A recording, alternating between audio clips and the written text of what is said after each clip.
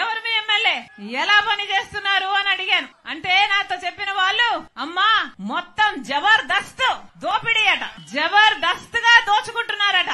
ఎలా ఉంది మీ ఎమ్మెల్యే అంటే, ఎమ్మెల్యే కాదమ్మా మంత్రి అన్నారు. పోనీ ఎలా ఉంది అంటే, మాకు ఒకరు కాదమ్మా నలుగురు మంత్రులు అన్నారు. నలుగురు ఏంటన్నా అంటే, ఎమ్మెల్యే గారు మంత్రి అట, భర్త మంత్రి అట, వాళ్ళ అన్నలిద్దరు కూడా మంత్రులేడట. యథేచ్ఛగా జబర్దస్త్ గా దోచుకుంటున్నారట. గ్రావెల్ వదలరంట, చెరువులోని మట్టి వదలరంట, ఇసుక వదలరంట, ఏది గాని వదలరంట.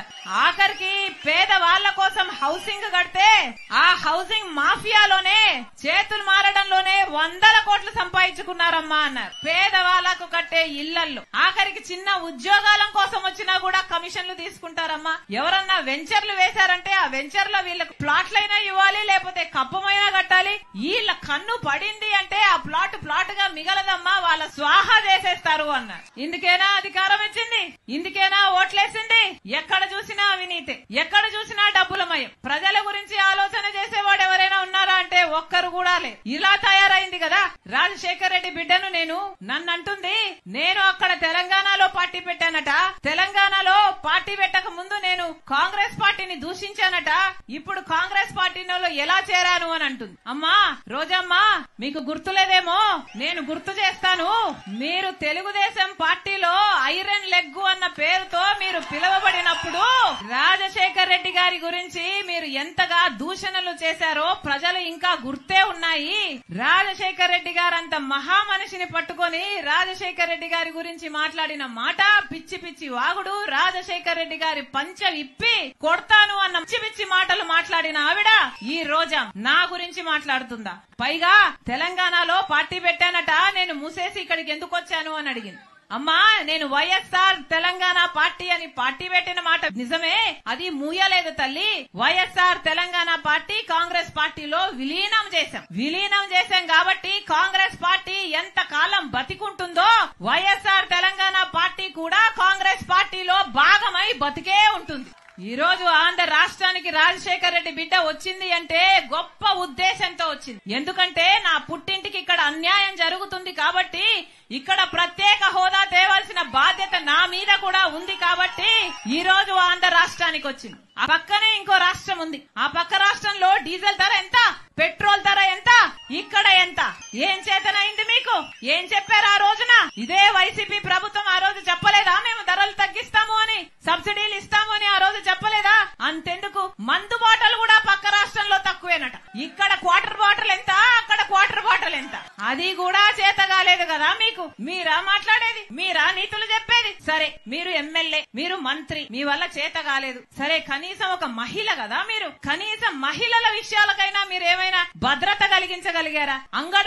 అంగన్వాడీ మహిళలు ఎంత కాలం అయ్యింది సమ్మె చెయ్యబట్టి. వాళ్ళు ఏమడిగారు? పక్క తెలంగాణలో, పక్క కర్ణాటకలో మాకంటే ఎక్కువ జీతాలు వస్తున్నాయి, మాకు 12,000 ఇస్తున్నారు, ఇది సరిపోవటం లేదు, మాకు కూడా పక్క రాష్ట్రంలో జీతాలు పెంచినట్టు మా జీతాలు పెంచండి, మా కుటుంబాలు గడవాలి కదా అని వాళ్ళు అడిగితే జుట్లు పట్టుకొని వాళ్ళని లాగి పోలీస్ స్టేషన్లలో వేస్తారా? ఎన్నిసార్లు అంగన్వాడీ మహిళల మీద ఎన్ని దాడులు చేశారు. మొన్న బాపట్లలో సభ పెట్టి వస్తే రాజశేఖర్ రెడ్డి బిడ్డ కాబట్టి బాపట్ల నుంచి అడుగు బయట పెట్టనిచ్చారట.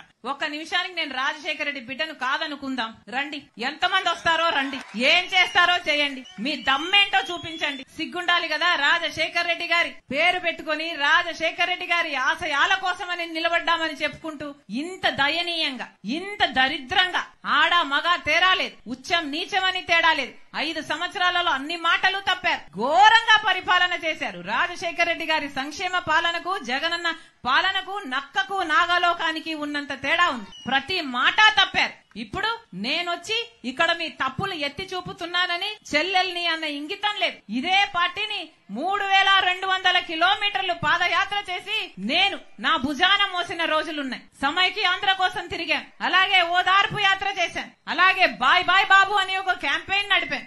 ఎక్కడ అవసరం ఉంటే అక్కడ నాకు ఈ పదవి కావాలి అని ఎప్పుడు నోరు తెరిచి అడగకుండానే వాళ్ళకి ఏ అవసరం ఉంటే అది చేశాను. ఆ పార్టీ మొక్కై ఉన్నప్పుడు నేను నీళ్లు పోశాను, నేను ఎరువు పెట్టాను, నా చేతులతో కాపాడాను. మీ అహంకారమే చూపిస్తున్నాయి మీ మాటలు. ప్రజలు గమనిస్తున్నా. మళ్లీ చెప్తున్నా, నేను ప్రజల కోసం వచ్చా. ఆంధ్ర రాష్ట్ర ప్రజల హక్కుల కోసం ఇక్కడ అడుగు పెట్టా. మీకు చేతనైతే ప్రత్యేక హోదా తెండి, మీకు చేతనైతే పోలవరం తెండి, మీకు చేతనైతే రాజధాని తెండి. ఇవేవి చేత కాలేదు గాని ఆడబిడ్డను పట్టుకొని నన్ను, నా కుటుంబాన్ని, నా వాళ్లను, నా మనుషుల్ని, ఆడపడుచులని చూడకుండా, సొంత చెల్లెళ్ళన్న ఇంగితం కూడా లేకుండా సోషల్ మీడియాలో మమ్మల్ని అవమానిస్తారా? ప్రజలు చూడ్డం లేదా? మీరు చూడ్డం లేదా? మీ ఇంట్లో లేరా అక్క చెల్లెళ్ళు? మీ ఇంట్లో లేరా అమ్మలు? మళ్ళీ చెప్తున్నా, ఇలాంటి నియంతలు మళ్ళీ అధికారం లేకొస్తే ప్రజాస్వామ్యం అన్నది బతకదు. నేను రాజశేఖర రెడ్డి బిడ్డను. రాజశేఖర రెడ్డి రక్తం నాలో ప్రవహిస్తుంది. పులి కడుపున పులే పుడుతుంది. నా గుండెలో నిజాయితీ ఉంది. నా పుట్టింటి ప్రజలకు అన్యాయం జరిగింది కాబట్టి వాళ్ళ హక్కుల కోసం కొట్లాడడానికి వచ్చా. ఇక్కడ ప్రత్యేక హోదా వచ్చేంత వరకు రాజశేఖర రెడ్డి బిడ్డ ఇక్కడ నుంచి కదలదు. పోలవరం ప్రాజెక్టు పూర్తయ్యేంత వరకు రాజశేఖర రెడ్డి బిడ్డ ఇక్కడ నుంచి కదలదు. బ్రహ్మాండమైన రాజధాని వచ్చేంత వరకు రాజశేఖర రెడ్డి బిడ్డ ఇక్కడ నుంచి కదలదు. గాలేరు నగరి పూర్తయ్యేంత వరకు రాజశేఖర రెడ్డి బిడ్డ ఇక్కడ నుంచి కదలదు. ఆంధ్ర రాష్ట్ర ప్రజలకు చెందాల్సిన ప్రతి హక్కు కోసం రాజశేఖర రెడ్డి బిడ్డ మనసు పెట్టి పోరాటం చేస్తుందని మీకు మాటిస్తున్నాం.